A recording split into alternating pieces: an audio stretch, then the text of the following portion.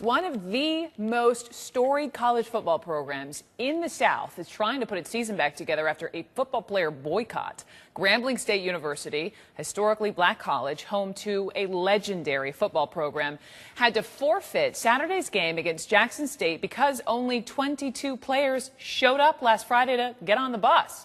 Players have been angry ever since the head coach and former Super Bowl MVP Doug Williams was fired in September. His replacement was reassigned earlier this week, and players also boycotted 2 days of practice. So a lot happening here in this story. I want to bring in Alina Machado. She joins me here in Studio 7. Also in Jackson, Mississippi, Professor Emmett Gill of North Carolina Central University. He is the National Director of the Student Athletes Human Rights Project. So, Professor, we're going to get to you in a second, but you know, there is a lot to this story here in terms of this boycott, in terms of, players being frustrated over this coach's firing. Specifically, what are these players frustrated about? The coach's firing, Brooke, is really a small piece of this entire puzzle.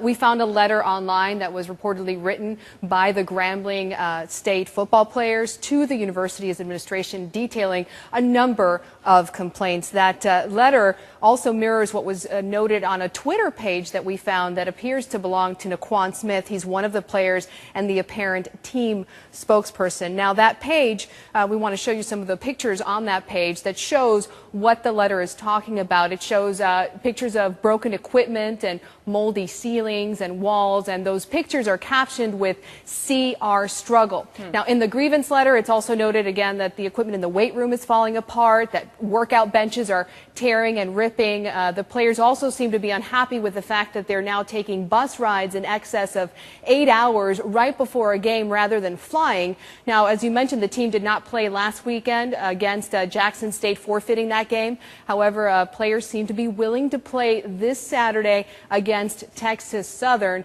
And here's what Smith has to say about that. Although we're going to continue our season, we have not forgotten the situation, and how we've gotten here.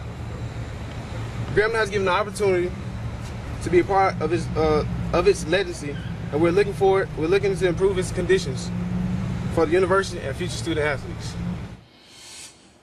Now, there are reports that state budget cuts are to blame. The university says it's not just affecting the football program, but also the university as a whole.